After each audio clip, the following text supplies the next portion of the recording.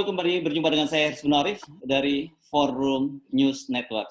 Ini Jakarta semakin menegangkan ini karena Gubernur Anies Baswedan memberlakukan PSBB total. Ini nggak tahu saya apa bedanya dengan lockdown, tetapi yang jelas situasi COVID sangat serius di Jakarta yang menjadi etalase Indonesia. Saya akan mengajak ngobrol dengan Bung Rocky Gerung. Bung Rocky, ini serius situasinya dan Indonesia sudah, kalau Indonesia dari kemarin-kemarin tidak mau lockdown, akhirnya di lockdown sendiri oleh negara-negara lain. Sudah setidaknya 59 negara, termasuk negara tetangga kita Malaysia yang melockdown Indonesia. Ini kan situasinya juga sangat serius. Yang serius memperhatikan soal COVID justru kepala-kepala negara asing, bukan kepala negara kita.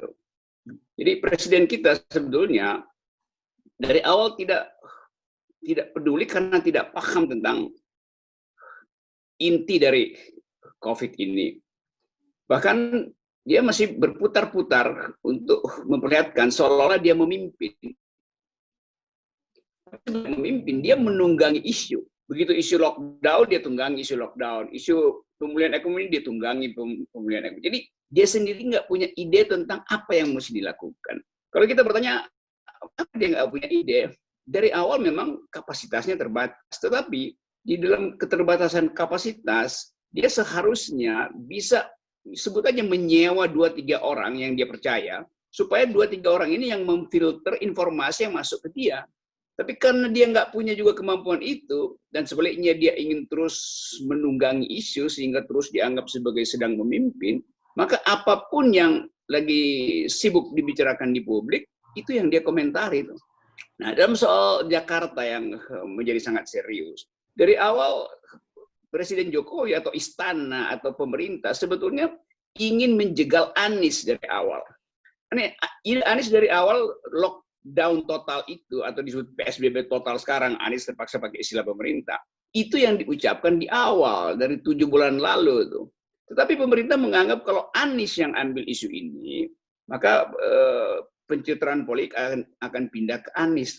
Jadi dari awal nada politik sangat tinggi dalam urusan COVID. Nah itu yang menyebabkan sekarang kita dicaci maki oleh dunia, dihukum oleh dunia. Tapi hukuman itu bukan sekedar dirasakan oleh pers yang terpaksa malu untuk berhubungan dengan pers asing atau presiden, tapi dirasakan oleh perempuan di tingkat paling lokal. Saya baca laporan terakhir dari pengamat perempuan kelompok advokasi perempuan di Jakarta itu pelonjakan kekerasan domestik itu meningkat karena frustrasi dengan keadaan COVID ini, karena nggak tahu mau ngapain tuh, mau beraktivitas ekonomi nggak bisa maksimal, mau tinggal di rumah juga nggak ada jaminan bahwa ada kesejahteraan, pemerintah punya anggaran yang cukup. Jadi itu mengakibatkan misalnya perempuan diteror oleh debt collector karena suaminya nggak bisa bayar cicilan. Karena itu si perempuan nggak bisa, si debt collector menganggap paling efektif menteror istrinya di rumah tuh. Itu yang terjadi itu. Keadaan ini membuat seluruh kehidupan kita sebetulnya berantakan karena presiden nggak tahu apa yang mau dikerjakan. Tadi kemarin kita dengar presiden mengatakan, oke, kita akan fokus pada COVID, pada kesehatan. Karena itu urusan ekonomi jangan sampai berantakan karena COVID-nya nggak selesai. Dengan kata lain, dia seolah pulih pikirannya. Kita selesaikan kesehatan supaya ekonomi tumbuh. Sekarang, dalam 2 jam lalu saya baca berita bahwa menurut Menteri Dalam Negeri, pilkada itu harus dilakukan untuk mengaktifkan ekonomi. Dan jadi tidak terlihat bahwa ada konsistensi lagi tuh. Berarti nggak ada yang peduli dengan keterangan presiden. Apalagi korporasi tetap menganggap bahwa Omnibus Law itu, Undang-Undang 2 tahun 20 tentang COVID itu harus lebih dahulu menghasilkan keuntungan bagi korporasi. Karena proposal udah masuk segala macam. Jadi saya bayangkan di istana, begitu presiden ngomong, itu kalangan oligarki langsung sewa 2-3 menteri untuk tetap mempertahankan seluruh peraturan perundang-undangan yang menguntungkan korporasi. Kan nggak ada bukti bahwa undang-undang itu mulai dilonggarkan, dicabut, dikasih interpretasi, range soal alokasi anggaran nggak terlihat. Begitu Presiden ngomong, nggak ada yang peduli itu. Menteri tetap menganggap bahwa lebih penting adalah ekonomi. Jadi Presiden tidak punya standpoint untuk tampil lagi sebagai pemimpin. Itu seperti dia berupaya menegakkan benang basah, padahal dia sendiri yang basah kuyup, benangnya sih kering. Tapi dia basah kuyup, tangannya basah. Habis masuk gorong-gorong, tangannya basah, dia mau menegakkan benang kering, maka benangnya ikut basah tuh. Itu soalnya. Yang kalau kita sebut lagi itu kebijakan yang dungu ya, nanti orang marah lagi. Tapi kedunguan pemerintah akhirnya, atau kedunguan presiden gampangnya, itu yang perlihatkan pada kita sekarang bukan oposisi, tapi luar negeri. Dengan apa? Dengan simbol bahwa tidak boleh ada satu warga negara Indonesia pun yang masuk di bandara-bandara kami. 59 negara bersekutu untuk mengatakan ini pemerintah dungu, maka kita halangi orang dungu masuk ke negara-negara mereka. Jadi kita sebagai warga negara merasa dipermalukan karena kedunguan pemerintah tuh. Jadi kalau pemerintah marah kita sebut dungu, ya sekarang yang menyebut pemerintah itu dungu adalah 59 presiden di luar negeri. Jadi kita sebetulnya sedang mengekspor kedunguan kita atau sedang memamerkan kedunguan kita. Sekali lagi ini dalam soal kebijakan itu. Dan ukuran dari berubahnya kebijakan adalah berubahnya seluruh konsep mulai dari soal pilkada. Kan logikanya pilkada mesti dihentikan. Kalau Presiden bilang kita fokus pada COVID, maka teori tentang pilkada menumbuhkan ekonomi harus dihentikan supaya tidak ada pertambahan kasus seperti di Jakarta. Karena kota-kota lain begitu pilkada dimulai lagi, itu akan bertambah. Karena itu percuma juga Anies lockdown di sini. Sementara di daerah dilonggarkan itu kan. Karena soal keperluan untuk pameran investasi masih jalan. Jadi pencitraan pemerintah itu menyeret kita dalam keperihan hidup. Nah, mestinya kalau mau lebih efisien, angkat aja Anies Baswedan sebagai komandan penyelesaian COVID nasional gitu. Gubernur DKI menyelesaikan COVID nasional. Sehingga satu paket pikiran itu. Model Anies dipakai aja. Konsekuensinya, oke, akan ada pertengkaran politik. Tapi Presiden mesti membela proposal Anies yang sejak 7 bulan lalu dia ajukan sebetulnya. Yang kemudian jadi bahan olok-olok, pertengkaran. Karena kecemburuan, karena persaingan psikologi politik antara Merdeka Utara dan Merdeka Selatan. Ya, dalam situasi ini kan tiba-tiba kita menjadi sedih ya sebagai sebuah bangsa yang selama ini dianggap big brother di Asia Tenggara. Kemudian digadang-gadang sebagai negara yang menjadi kekuatan besar dunia. Tiba-tiba kita menyadari bahwa kita sekarang menjadi bangsa paria di pergaulan internasional, Bung Rocky. Harusnya orang-orang yang tadi menganggap Indonesia punya cara yang lebih bermutu di dalam menangani COVID, mulai dari Menteri Luhut, Menteri Erlangga, Menteri Erick Thohir, mestinya mereka yang tampil di depan media buat menghadang pemariahan Indonesia tuh. Tapi sekarang dia diam juga. Dicari-cari keterangan apa yang bisa membuat kita yakin bahwa Presiden sudah berubah pikirannya. Itu balik pada soal kesehatan. Nggak ada satu menteri pun yang membackup itu. Jadi terlihat bahwa ini orkestrasi yang berantakan sebetulnya. Tapi kita masih terus dipaksa nonton. Dan tontonan inilah yang akan dicatat terus-menerus, diamati oleh Singapura, diamati oleh Vietnam, diamati oleh Jepang, Korea Selatan, untuk menentukan relasi diplomasi selanjutnya. Bahwa mungkin juga suatu waktu akan ada keputusan multilateral di antara negara-negara ASEAN untuk mengucilkan Indonesia. Bukan sekedar secara ekonomi atau pariwisata, tapi secara politik kan dianggap ini pemerintah yang berbahaya, yang nggak bisa dipegang omongannya. Nah itu yang bisa terjadi. Tinggal nunggu satu peristiwa kecil, lalu dia yang disebut di lockdown secara ekonomi, juga bisa beralih menjadi lockdown secara politik. Dikucilkan dari pergaulan dengan akibat legitimasi memburuk, lalu terjadi eskalasi dalam negeri. Ya. Jadi itu kira-kira tuh. Ya, jadi kan kita berkali-kali juga menyampaikan dan berdasarkan fakta bahwa apa yang diucapkan oleh Presiden itu hanya berhenti pada ucapan. Begitu juga soal fokus pada ekonomi sekarang ini, fokus pada kesehatan saat ini. kita belum melihat langkah-langkah konkret apa yang dimaksud dengan fokus pada kesehatan. Yang kita lihat malah kemudian ternyata dari investigasi majalah Tempo, kita menunjukkan betapa kacau balaunya penanganan COVID ini. Saya kira ucapan Presiden untuk balik pada kesehatan itu diketawain oleh menteri-menterinya. Karena ini kan membongkar undang-undang mesti dirubah, Sri Mulyani mesti realokasi, dia mesti telepon lagi satu persatu menteri-menterinya supaya oke, karena Presiden udah ngomong begitu, maka bagian ini dipotong lagi, bagian itu dipindahkan segala macam tuh. Nggak ada yang mampu untuk menangkap sinyal itu. Kalau Presiden ngomong udah 2 hari lalu, itu mestinya 2 jam setelah Presiden ngomong, Menko Perekonomian udah kumpulin menteri teknisnya tuh. Menko Polhukam kumpulin menteri teknisnya untuk memperlihatkan bahwa pikiran Presiden, ucapan Presiden harus menjadi bukti, terbukti dalam Departemen Teknis. Ini nggak ada sampai sekarang. Ya. Jadi sebetulnya nggak ada lagi yang percaya pada Presiden, termasuk menteri-menterinya. Mungkin menteri-menterinya geleng-geleng kepala tuh. Ini gila nih orang nih. Kita disuruh bikin realokasi untuk ekonomi, tiba-tiba berpindah arahnya tuh. Jadi susah sekali kita membaca arah dari pikiran itu. Selain kita menganggap bahwa yang diucapkan Presiden itu adalah omong yang kosongnya gede itu, nggak akan ada akibatnya. Jadi kita juga nggak perlu kaget kalau kemudian beberapa hari ke depan tiba-tiba Presiden Jokowi berubah lagi gitu ya pernyataannya. Ya kita bersiap-siap untuk memberikan applause dengan cara yang lain lagi kan.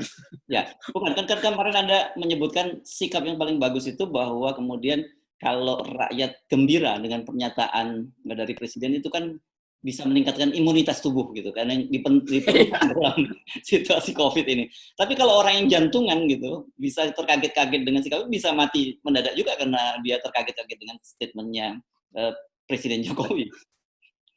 Ya, ada yang versi itu, tapi saya menganggap karena yang kebijakan badut itu kan nunggu tepuk tangan tuh.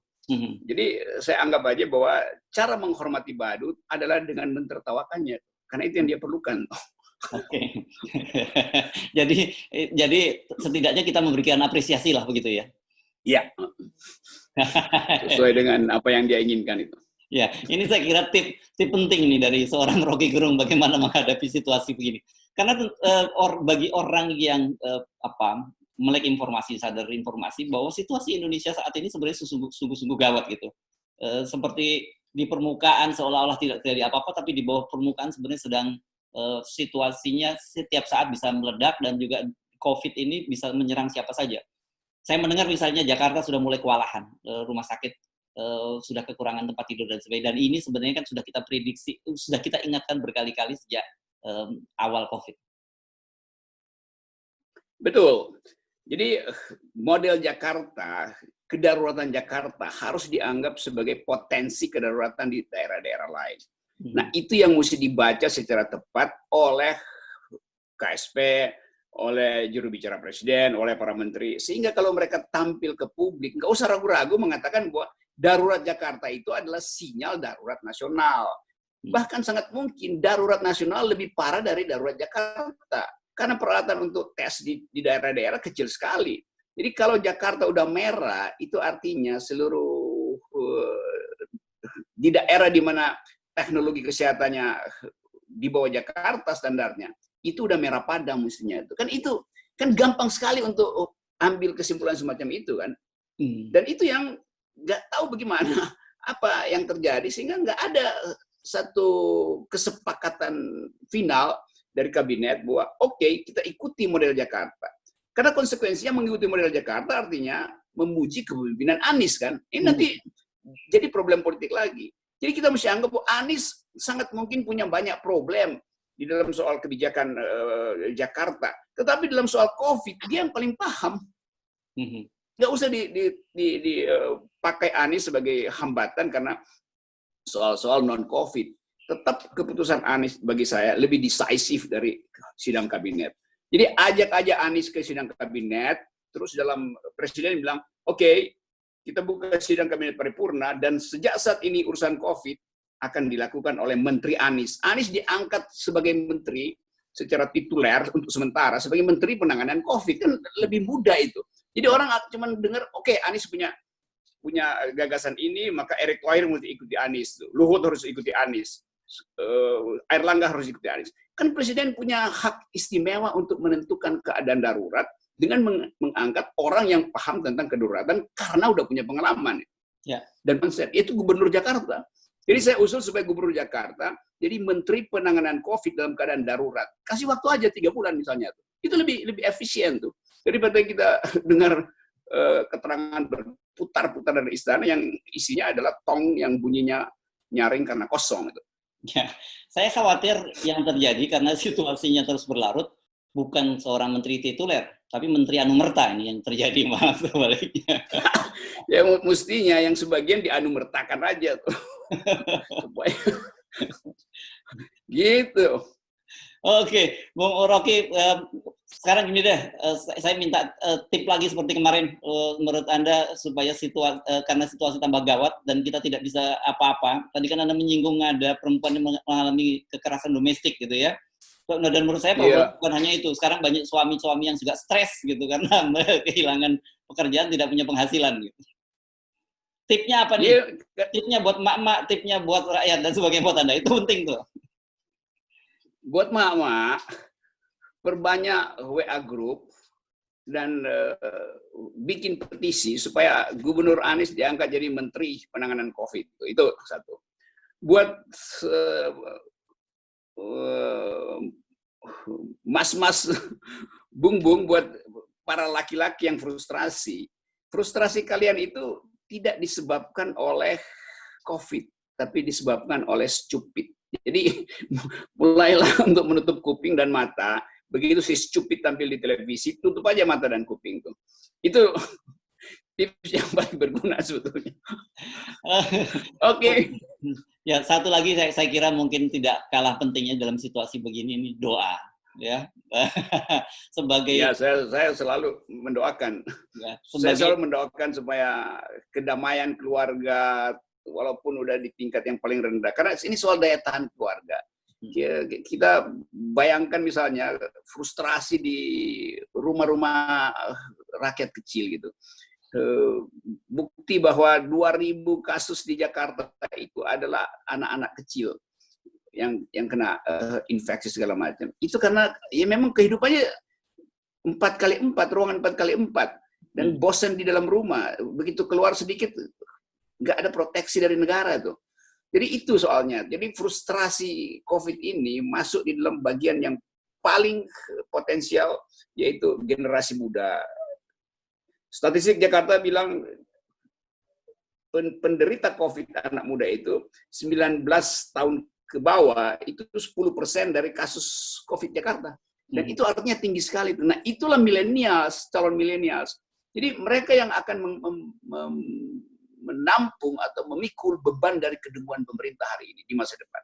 Ya. Dan maknanya justru harus lakukan satu radical break karena ini adalah aset peradaban. Anak yang mereka didik hari ini akhirnya akan kekurangan kemampuan untuk bersaing di masa depan karena kedunguan kebijakan COVID. Jadi itu soalnya. Baik, ini saya aminkan ini nasihat dan doa versi dari Ustadz Rocky Gerung yang baru saja dari Banten. Iya, mudah-mudahan.